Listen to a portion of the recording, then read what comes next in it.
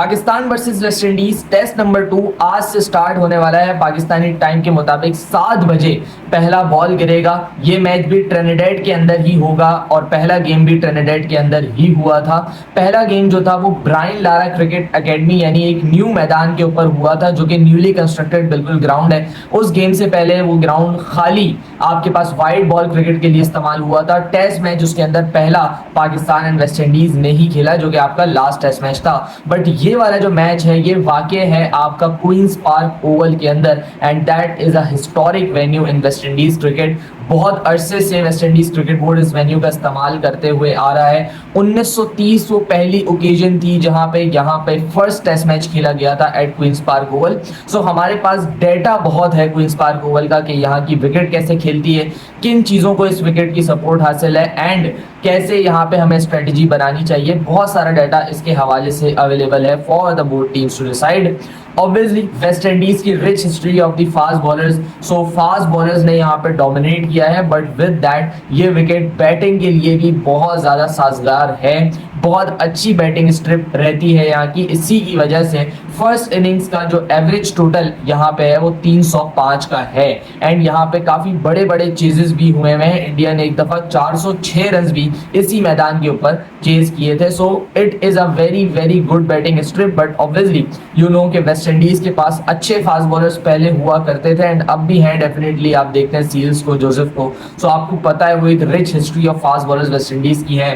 तो हमेशा से थोड़ी सी हेल्प वो फॉर दी फास्ट बॉलर्स जरूर छोड़ते रहे हैं विकेट्स के ऊपर, जिसकी वजह से वो काफी सक्सेसफुल साइड रही है इन द 90s। सो अगर हम लोग बात करें पाकिस्तान की स्ट्रेटेजी की, सबसे पहले हमें ये देखना पड़ेगा कि कंडीशंस क्या ऑफर करती हैं। अभी भी जो रिपोर्ट्स हैं वो यही कह रही हैं कि ये जो विकेट बनेगी ये बिल्कुल डेड विकेट बनेगी फॉर बैटिंग। यहाँ पे बैटिंग को बहुत ज्यादा हेल्प मिलेगी एंड वेस्ट इंडीज का एक अल्टीमेट गोल यही होगा कि इस मैच से रिजल्ट आए तो वो वेस्ट इंडीज के पक्ष में आए, वरना रिजल्ट आए ही ना। West Indies can play defensively. West Indies ऐसी विकेट बना सकता है जहां पे बिल्कुल बैटिंग को सपोर्ट मिले, आधा दिन वो बैटिंग करें फिर उसके बाद 2.5 दिन हम बैटिंग करें एंड इस तरीके से मैच को खत्म करें, जैसे उन्होंने अगेंस्ट श्रीलंका किया। सेकंड टेस्ट मैच के अंदर after getting the lead, second test match के अंदर उन्होंने बिल्कुल ही फ्लैट ट्रैक बनाया, जिसमें श्रीलंका ने पहले बैटिंग करते हुए 500 से ज्यादा रन किए, 1.5 दिन बैटिंग की उन्होंने। फिर वेस्ट इंडीज की बैटिंग आई तो 400 वेस्ट इंडीज ने कर दिया एंड इवेंचुअली वो टेस्ट मैच ड्रॉ हो गया, जिसकी वजह से West Indies clinched a series against Sri Lanka. So more or less same plan रहेगा वेस्ट इंडीज का एंड डैरेन सैमी का कि हम लोग यहाँ पे किसी तरीके से सीरीज को सेव करें। उस लीड को प्रोटेक्ट करने की तरफ जा रहा है West Indies bye preparing this sort of a track and आपके लिए बहुत बड़ा चैलेंज है बिकॉज आपको रिजल्ट प्रोड्यूस करना है एंड खाली रिजल्ट ही प्रोड्यूस नहीं करना बल्कि एक पॉजिटिव रिजल्ट प्रोड्यूस करना है, वरना आप विन लेस जाएंगे इन इंग्लैंड एंड आपकी जो कॉन्फिडेंस है ना वो बिल्कुल तहस नहस हो जाएगा कि आप अगर वेस्ट इंडीज में नहीं जीत पा रहे हो सो इंग्लैंड में you stand no chance. And England की स्ट्रेटेजी पिछले 2 से 2.5 साल से has been changed a lot. जब इंडिया गया था इंग्लैंड लास्ट ईयर, हम सब ने देखा था कि कैसी विकेट्स वहां पे बन रही हैं। बिल्कुल सीधी विकेट्स वो लोग बनाने को प्रेफर कर रहे हैं and they are preparing good batting strips as well, क्योंकि वो जो एक बेस बॉल का कीड़ा उनके अंदर आया था वो उसकी वजह से एक अच्छी विकेट्स वो बैटिंग बना रहे थे एंड जिसमें हैरी ब्रूक्स हो गए, ओली पोप हो गए, ये लोग अच्छे खासे रन करते थे। बट अब पाकिस्तान वाली सीरीज में उनका एक न्यू कोच होगा, वो तो जब हम लोग बात करेंगे इंग्लैंड की प्रीव्यू में वो तब हम लोग डिस्कस करेंगे। बट क्या वो स्ट्रेटेजी चेंज करेंगे नहीं करेंगे वो तो बहुत बात की बात है। बट इवेंचुअली अगर पाकिस्तान यहाँ से मैच हार के जाता है so we will be ending the series on a very low note और वहां पे जाने से पहले हम लोग ये अफोर्ड नहीं कर सकते। सो पाकिस्तान के लिए तकरीबन आप समझे एक मस्ट विन कॉन्टेस्ट जरूर है for the confidence for Babar Azam for whole team in fact. और अगर वेस्ट इंडीज डिफेंसिवली जाता है, ऐसी विकेट्स बनाता है, सो पाकिस्तान के पास एक चांस जरूर है, क्योंकि जब एक टीम डिफेंसिव होती है ना सो वो ऑलवेज ओपन करती है एक room for attack on them and अगर पाकिस्तान वो रूम फाइंड करता है, प्रेशर के अंदर अच्छा खेलता है, सो पाकिस्तान डेफिनेटली पोजेस करता है वो स्किल्स के पाकिस्तान यहाँ पे मैच जीत पाए। बट अब यहाँ पे कंडीशंस के हिसाब से थोड़ी बहुत चेंजेस आपको करनी पड़ेगी और अगर डेड विकेट बनती है तो definitely you need a quick bowler, क्योंकि अगर बिल्कुल ही बैटिंग स्ट्रिप हो ना वहां पे सीम बॉलर्स कभी भी काम नहीं आते। जहां पे घास ना छोड़ा गया हो विकेट पे वहां पे सीम बॉलर्स का काम बहुत लिमिटेड हो जाता है, क्योंकि उनके पास स्पेस तो होता नहीं है टू ऑपरेट एंड अगर उनको विकेट से भी मदद ना मिले so then that is easy for the batter और वो आउट भी नहीं कर पाते हैं उतनी आसानी से। सो मैं चाहता हूं कि उबैश शाह आप at first priority Ubaid Shah का डेब्यू करवाएं। यहाँ पे ही इज अ बॉलर जो कि 140 कर सकता है, 145 कर सकता है, यंग ब्लड है, पाकिस्तान के लिए डेब्यू नहीं किया है, डोमेस्टिक में अच्छी बॉलिंग की है। सो यहाँ पे आके काफी सारी एक्सपेक्टेशंस है उबैद से। इन सब में जितने भी हमारे बॉलर्स हैं, अली, अब्बास, खुर्रम, ये 131 130 वाले बॉलर्स हैं, लेकिन Ubaid Shah is different from all. वो 140 45, जिसकी वजह से आके जावेद उनको लेके आए ये बोल के कि इसका पेस हाई है। सो अब उसको यूटिलाइज करने का टाइम है मेरे ख्याल से ऐसी विकेट के ऊपर, इनका डेब्यू करवाना चाहिए। एंड आमिर जमाल की जगह उबैद शाह को इंक्लूड करना चाहिए। Aamir Jamal have not been impressive with the ball as well, और बैटिंग में खैर उन्होंने कुछ किया नहीं, इतना तो उबैद शाह भी कर लेंगे। सो व्हाई नॉट हम 4 पक्के फास्ट बॉलर्स खिलाएं to go into the game. और 4 पक्के जब आप फास्ट बॉलर्स खिलाएंगे सो फिर आपकी एक इंटेंट दिखेगी कि हाँ यार I am going for the किल, और उसी किल के लिए जाना है। जब तक आप अटैक नहीं करेंगे आप मैचेस को नहीं जीतेंगे। इसके अलावा पाकिस्तान को चाहिए कि अली उस्मान को यहाँ पर रेस्ट करा के एक पक्का बैटर खिलाएं। आप यहाँ पे डेब्यू करवा सकते हैं अवीज जफर का, क्योंकि अली उस्मान ने पिछले मैच के अंदर 12 ओवर्स किए। एंड इनफैक्ट जो आने वाला मैच है उसके अंदर भी अली उस्मान को ज्यादा ओवर्स नहीं मिलेंगे जिस तरीके की रिपोर्ट्स हैं अभी तक विकेट्स के लिए। सो 12 ओवर तो सलमान अली आगा भी आपको करके दे सकता है। सो अली उस्मान की जगह हम लोग एक पक्का बैटर डाल सकते हैं। अली उस्मान को डालने का भी एक मकसद ये था कि यार वो एक ऑलराउंडर है एंड वो नीचे से हमें इनिंग्स बना के दे सकता है। बट जिस तरीके से उन्होंने बैटिंग की इन द फर्स्ट टेस्ट वो बिल्कुल भी इंप्रेसिव नहीं थी,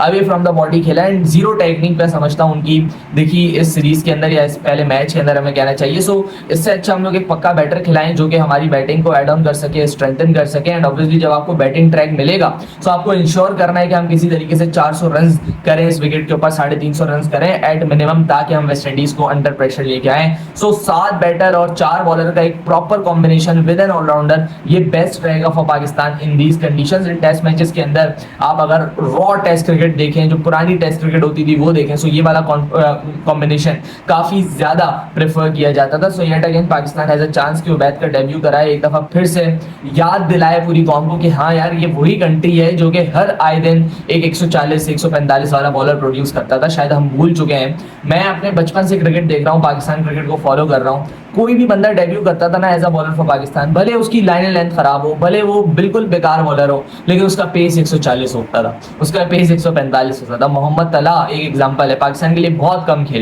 खेले पाकिस्तान के लिए, लेकिन उनका पेस 140 45। बिलावल भट्टी 145 आराम से करते थे वो, और स्किटी बॉलर थे वो, नीचे बॉलें उसकी बैठती थी क्योंकि obviously because of his height as well. So काफी सारी एग्जांपल्स है पाकिस्तान की जिन्होंने इतना नहीं खेला पाकिस्तान के लिए, बट जितना खेला उसमें उनका पेस काफी ज्यादा हाई था। So we are that nation still, और वो टैलेंट है अभी हमारे पास। Ali Raza at the back end है, उसको अभी प्रिपेयर कर रहे हैं। ऑब्वियसली उसका टाइम नहीं हुआ है, बट जब भी उसका टाइम होगा so he can bowl quick as well. So Ubaid का debut I am seeing the debut of Awais Zafar. अब सऊद शकील को खिलाने का कोई तो मुझे समझ नहीं आता इस वक्त, क्योंकि obviously he shot on form और आपने वेस्ट इंडीज के लिए उन्हें अनाउंस भी नहीं किया था। वो एक इंजरी रिप्लेसमेंट के तौर पे आ रहे हैं, तो सऊद को एकदम से लाके यहाँ पे खिला देना ये ज्यादती होगी अवीज जफर के साथ, जिसको प्रैक्टिस मैच में भी आपने मौका दिया, उन्होंने 50 रन वहां पे किए थे। उसके बाद अगर मैं बात करूं शान मसूद की, तो unfortunately centurion from the first test थे, लेकिन वो इंजर्ड हो चुके हैं। उनका जो फ्रैक्चर है वो उसको क्योर करने के लिए ये मैच रेस्ट करेंगे शान मसूद, जिसकी जगह आप अब्दुल्ला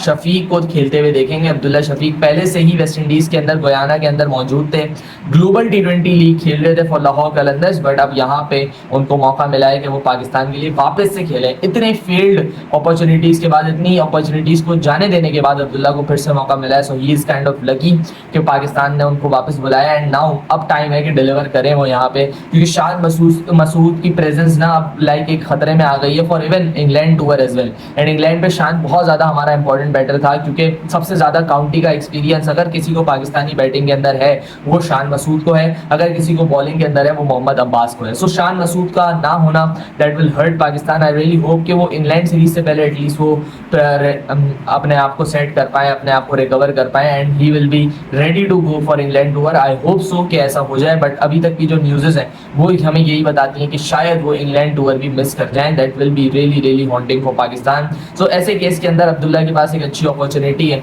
कि शान के वो शूज को फिल करे। शान is performing really well for Pakistan, नीचे से वो अच्छे रन करके देता है आपको, मिडिल ऑर्डर के अंदर भी वो बैटिंग करते हैं, कभी वो 1 डाउन खेल रहे होते हैं, कभी वो 2 डाउन खेल रहे होते हैं, एंड अच्छी बैटिंग करके दे रहे हैं। In fact in the first innings काफी ज्यादा स्कोर करके दे रहे हैं। सो अब्दुल्ला को अब जिम्मेदारी लेनी चाहिए। आई गेस अभी भी इमाम एंड अजान को ही ओपन करना चाहिए, एक मैच के बलबूते पे आप ड्रॉप नहीं कर सकते हैं। सो मैं कुछ इस तरीके का कॉम्बिनेशन चाह रहा हूँ। आई रियली होप पाकिस्तान एक अच्छा रिजल्ट यहाँ पे प्रोड्यूस करे। काफ़ी अरसा हो गया है हम लोग विन की तलाश में है, बट वो डब्ल्यू हमें मिल नहीं रहा है। आई होप सो एक अच्छा कमबैक कल पाकिस्तान करे एंड अच्छी क्रिकेट खेले इस टेस्ट मैच के अंदर। लेट्स सी क्या करते हैं। उम्मीदें बहुत कम है, क्योंकि मैंने उम्मीद तो भाई इस टेस्ट सीरीज से लगाई थी कि यार पाकिस्तान यहाँ पे कुछ अच्छा करेगा, क्योंकि ऑब्वियसली यार आप 1.5 महीने का एक कैंप लगा के आ रहे थे, देन आपने वेस्ट इंडीज में आके एक प्रैक्टिस गेम भी खेला। सो एवरीवन एक्सपेक्टेड कि आप यार यहाँ पे बहुत अच्छा करोगे, आप यहाँ पे सीरीज जीत सकते हो, आप यहाँ पे वेस्ट इंडीज को अंडर ट्रबल रखोगे एंड अच्छी परफॉर्मेंस दोगे, डोमिनेट करोगे। बट अनफॉर्चुनेट है पाकिस्तान के लिए कि पाकिस्तान इनमें से कुछ भी नहीं कर पाया, बल्कि now is on the verge of losing 2-0 to West Indies in West Indies. So I hope so कि पाकिस्तान अच्छा कमबैक करे। हम 2000 के बाद से वेस्ट इंडीज से कभी टेस्ट सीरीज नहीं हारे हैं। सो आई रियली होप कि ये रिकॉर्ड मेंटेन रहे, हम अच्छी क्रिकेट खेल के एक सीरीज को एटलीस्ट यहाँ पे ड्रॉ करें, एक हाई नोट पे फिनिश करें। आई होप कि यही कुछ कॉम्बिनेशन बने, अच्छी बॉलिंग पाकिस्तान खिलाए, जिसकी वजह से हम लोग एक अच्छा मैच खेलने में कामयाब हो। Let's hope for the best. मिलते हैं कल के डे के बाद उसके पोस्ट व्यू में, एनालिसिस में।